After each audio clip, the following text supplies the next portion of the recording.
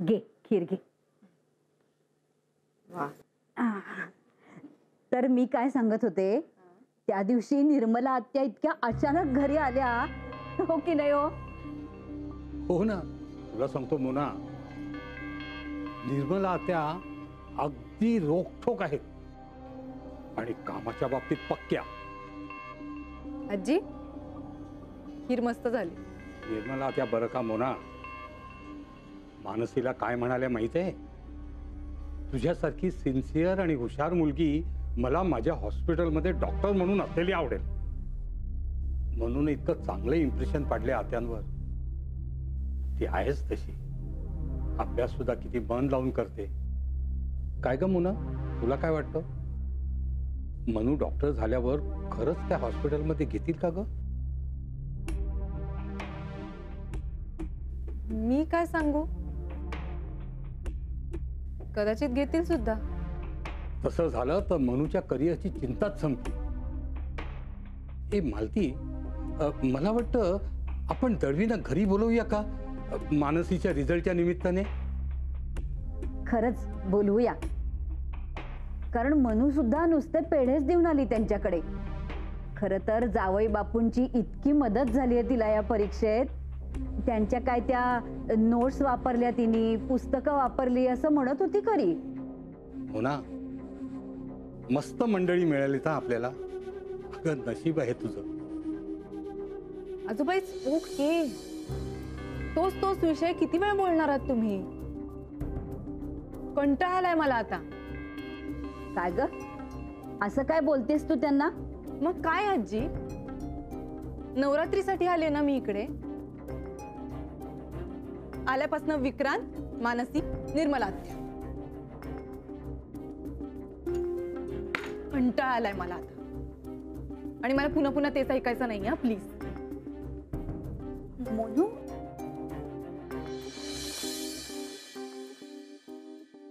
तसंही मला आत्यांची भीतीच वाटते. हो, पण आत्याला तुझ्याबद्दल खूप कौतुक आहे.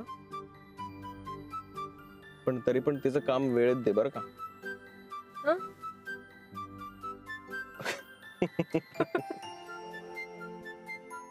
आलोच आपण.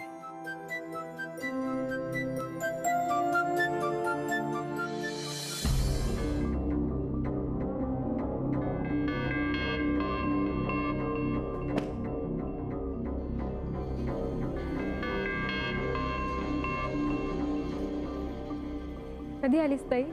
मी लवकर आले. म्हटलं तुम्हाला यायला उशीर होणार आहे.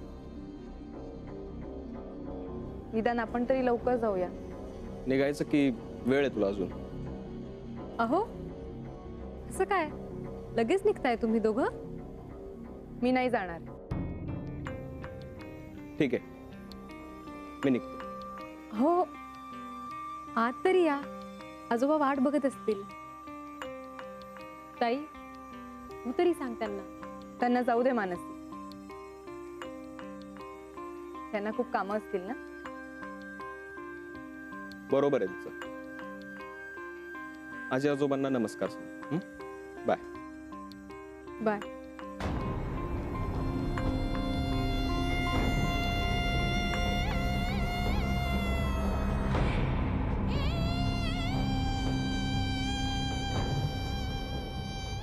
मनू, अगं मनू, अगं बाई, ही चिडली आहे का काय?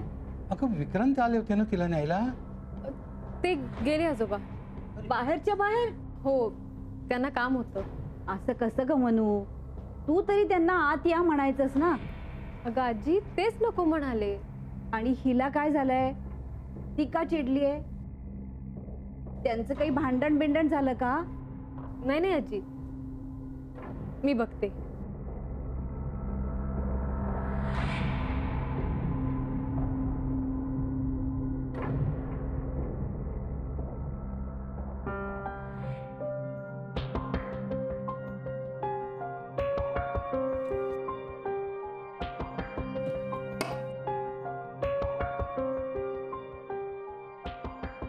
ताई या.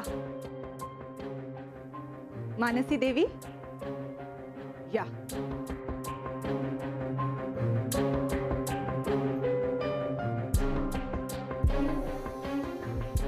काय चाललंय तुझं? जिकडे बघावं तिकडे तुझंच कौतुक चाललंय. इकडे सुद्धा, माझ्या घरी सुद्धा. नेमकं काय तुझ्या मनात? तू काय बोलतीयस? मला काहीच कळत नाही. यात न कळण्यासारखं काय आहे? घरात घट बसणार आहेत म्हणून मी इकडे आली आणि तू उशिरा आलीस. तुझ्यामुळे माझा नवरा सुद्धा उशिरा आला. मानसी, मी आजीला सांगून गेले होते की मला यायला उशीर होणार आहे. आणि बाय द वे, विक्रांत उशिरा आले म्हणून तुला त्यांचा इतका राग आला, मग त्यांना तुझा किती राग यायला पाहिजे? व्हॉट डू यू मीन? आजींनी जेव्हा तुला विचारलं तुझ्या प्रेग्नन्सी बद्दल, तू सरळ खोटं बोलून मोकळी झाली. आणि खोटं ते किती खोटं ताई, हे की तू विक्रांतला लग्नाच्या आधीपासून भेटत होतीस आणि हे मूल तुझं आणि विक्रांतचं आहे.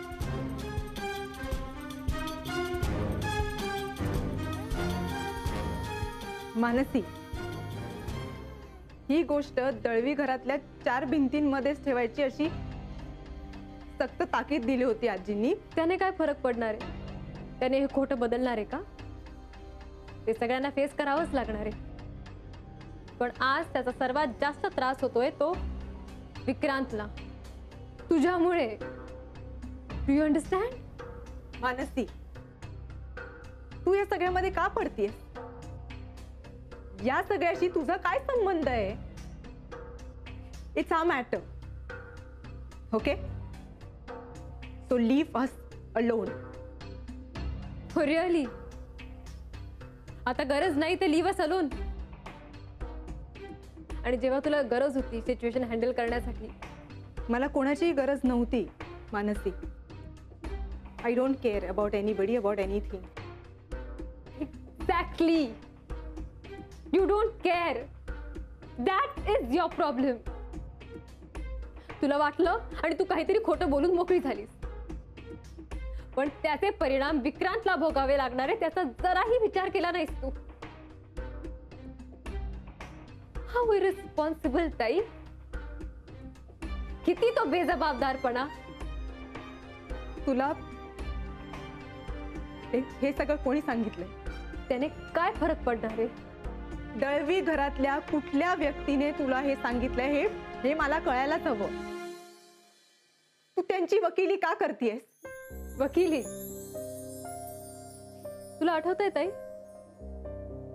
तुम्हाला मागे एकदा विचारलं होतं मी तुला तुझ्या प्रेग्नन्सी बद्दल जाब विचारला, तो कोण म्हणून?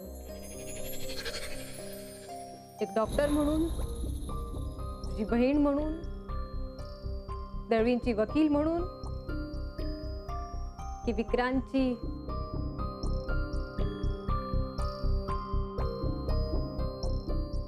आज सांगते.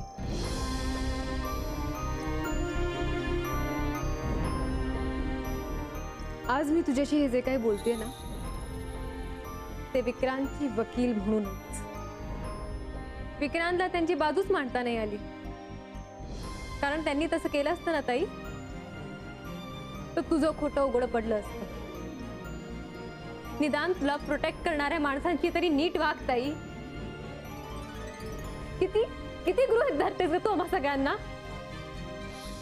आणि तुझ्या सगळ्या खोट्याचा भाग आम्ही होऊ असं वाटलंच कसं तुला? हा,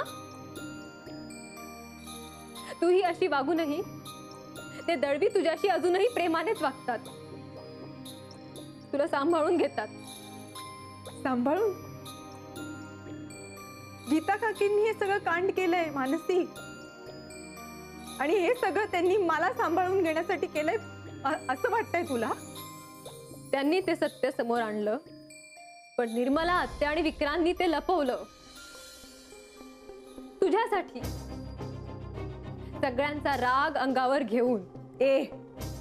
पण नेहमी मी कशी चुकीची आहे आणि दळवी घरातले सगळे कसे बरोबर आहे हे ऐकून दाखवायचं नाही मला मानसी.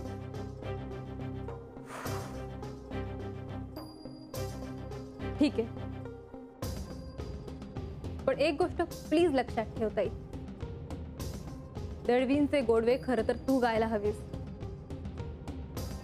कारण ते तुझ्याशी तसं वागतात. विक्रांतची खरं तर तू काळजी करायला हवीस, कारण ते तितकी काळजी करतात तुझी. पण यातलं काहीच न करता तू फक्त आणि फक्त स्वतःचाच विचार करतेस. हे चुकतंय ताई. मानसी,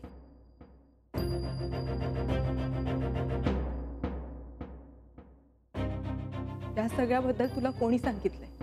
विक्रांतने.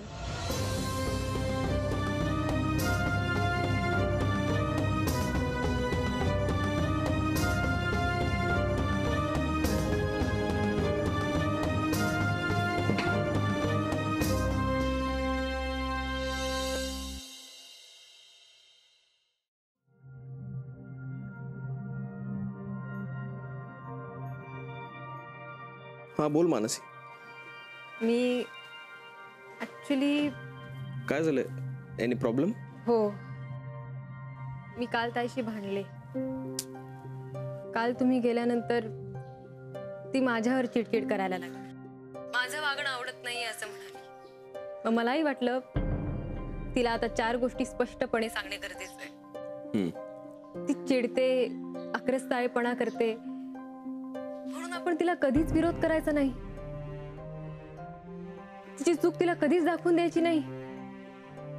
आता हे नाही चालणार. मग काय बोललीस तू तिला? मागे एकदा तिने मला विचारलं होतं की तू मला जे काही बोलते ते एक डॉक्टर म्हणून बोलतेस, की माझी बहीण म्हणून बोलतेस, की विक्रांतची वकील म्हणून बोलतेस. काल सांगितलं मी तिला स्पष्टपणे की मी विक्रांतची वकील म्हणूनच बोलतेय. आणि तिने ज्या प्रकारे एक खोटी गोष्ट रचून तुम्हाला त्यात अडकवलं हे अत्यंत चुकीचं आहे हे सांगितलं मी तिला. तू माझी बाजू कशाला घेतलीस? योग्य ती बाजू घ्यायची नाही का विक्रांत? आजपर्यंत ना आमच्या घरी ती बोलत गेली आणि आम्ही ऐकत गेलो. पण आता असं नाही चालणार. जे चुकीचं आहे ते चुकीचंच आहे आणि हे तिला आता कळलंच पाहिजे. तिने ना स्वतःला वाचवायला एक खोटी गोष्ट रचली आहे. त्याची शिक्षा मात्र तुम्ही भोगायची. हा कुठला न्याय आहे? आणि आपण काहीतरी चूक केली आहे तर निदान स्वर तरी खाली असावा. पण नाही, ती उलट आपल्यालाच ओरडते. आजपर्यंत ना मी तिला बहीण म्हणून खूप समजून घेण्याचा प्रयत्न केला, नेहमी तिला पाठीशी घातलं. पण आता नाही विक्रांत. चुकीच्या गोष्टींसाठी मी तिला आता पाठीशी घालणार नाही. मला कल्पना आहे की याचे परिणाम होणार आहेत. मला, तुम्हाला, कदाचित अख्ख्या घराला ते भोगावे लागतील. पण मी ते भोगायला तयार आहे. कारण हीच ती वेळ होती तिला तिची चूक दाखवून द्यायची. मी तिला बोलले, तिला अपसेट केलं.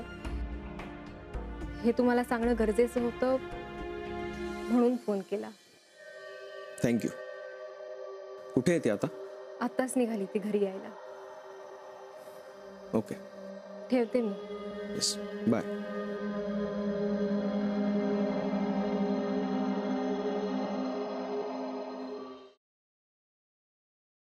आजी, काय ग बाळा, काय हवंय का? नाही मला काही नकोय, पण तुम्हाला काय सांगायचंय मला?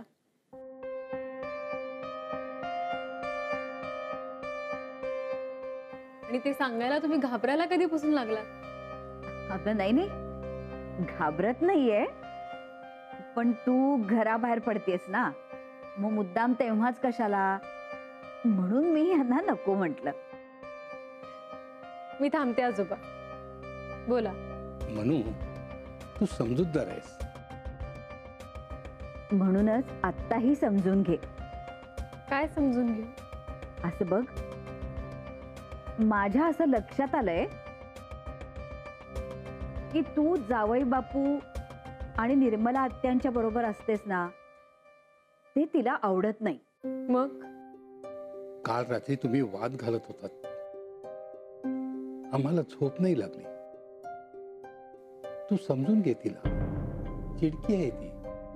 म्हणून दरवेळेस आपण तिच्या चुका पदरात घ्यायच्या का आजोबा? तसं नाही ग, पण आता तिची अवस्था समजून घे. अगं प्रेग्नंट आहे ना ती, तिची मनस्थिती जपायला नको का आपल्याला, हो की नाही? नाहीतर अगं तिच्या ह्या चिडचिडीचा बाळावर परिणाम होईल ना. बाळावर परिणाम होऊ नये याची काळजी घेऊच गा आपण, आणि घेतोय सुद्धा. पण याचा विचार तिने नको का करायला? कुणीतरी पडतं घ्यायला नको का? म्हणून नेहमी मीच पडतं घ्यायचं ना. तुम्ही न सांगता सुद्धा कित्येक वेळा मी तिच्यासाठी ऍडजस्ट करत आली आहे. काही वेळा आपण तोंड उघडलं नाही ना तर चूक करणाऱ्याला आपण बरोबरच करतोय असं वाटतं. तुम्हा दोघांना बोलले मी आज. सॉरी. रागवू नका, पण थोडस ऍडजस्ट आता तिलाही करू द्या. मी हॉस्पिटलला निघालो असताना तू वाद का उकरून काढतीयस? कधी बोलू मी विक्रांत? तुला वेळ कधी असतो माझ्याशी बोलायला? हे बघ, मला वाटतं आपण यावर एकदा नाही अनेकदा बोललो. आपल्यातलं नातं हे असंच असणार आहे. ओके फाईन, माझं जाऊ दे. मानसीला काय पडवून ठेवलंयस तू? हे काय आता नवीन? एक्झॅक्टली, हे काय आता नवीन? मानसीचं जे वागणं आहे ना ते माझ्यासाठी सुद्धा नवीनच आहे विक्रांत. मग हे तू मला का सांगतेस? तिच्याशी बोल. विक्रांत, मानसीच्या वागण्यात जो फरक पडलाय ना त्यासाठी तू जबाबदार आहेस. काय? येस, फारच कॉन्फिडन्स वाढलाय मानसीचा. आधी कधीही ती माझ्याशी भांडली नाही. तोंड बंद ठेवायची, ना उलट उत्तर ना उलट प्रश्न. पण काल माझ्या मनूने माझ्या बरोबर वाद घातला. आधी कधीच असं झालं नव्हतं. लग्नात सुद्धा जेव्हा मी तिला साडी चेंज करून यायला सांगितलं, दुसऱ्या क्षणी तिने साडी चेंज केली होती. जेव्हा मी तिला सांगायचे मला कंपनीत यायला घरी ये, तेव्हा ती हजर असायची. आणि जा म्हटलं की लगेच जायची पण. एक्झॅक्टली. मी मोठी बहीण आहे तिची. तिने ऐकायलाच हवं ना माझं. तसंच सांगितलंय तिला घरात. हे बघ विक्रांत, जेव्हापासनं ती तुझ्या बरोबर कॉन्फरन्सला जाऊन आली आहे ना तेव्हापासनं ती डोक्यावर बसायला लागली. आणि त्यांचं तर तोंडच थकत नाही मानसीची स्तुती करून माझ्या माहेरी. आणि माझे आजी आजोबा नेहमी तुमचीच आरती ओवाळतात.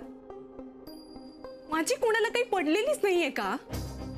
का दुसऱ्यांचं कौतुक सहन नाही होत? मानसीचं फार कौतुक होतंय विक्रांत.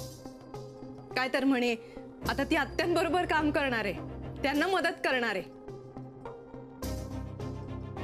नाही, मला मान्य आहे जेव्हा आपलं कौतुक होतं, जेव्हा आपण नोकरी करतो, पैसे कमवतो, तेव्हा आपल्याला स्वतःबद्दल खूप अभिमान वाटतो. I agree. पण मानसीमध्ये अभिमान नाहीये, उद्धटपणा आलाय. मी तिची मोठी बहीण आहे हे विसरून ती माझ्याशी ज्या पद्धतीने बोलली ना ते आमच्या घरातले संस्कार नाहीयेत विक्रांत. हो, म्हणजे उद्धटपणे न बोलण्याचे संस्कार तुझ्यावरही झालेत असं म्हणायचंय का तुला?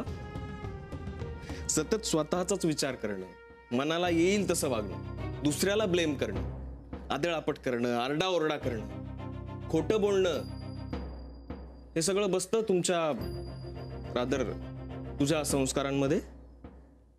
हे बघ, कुणाच्याही वागण्यावर बोट ठेवण्यापूर्वी ना जरा स्वतःला आरशात बघावं. म्हणजे कसं आहे, आपण कसे आहोत हे एकदा स्पष्ट झालं ना मग स्वतःबद्दल उगाच गैरसमज होत नाही. आणि मोनिका, दुसऱ्यावरच्या संस्कारांचा उद्धार करण्यापूर्वी तुझं वागणं तुझ्यावरच्या संस्कारांमध्ये बसणारं होतं का यावर विचार. ओके?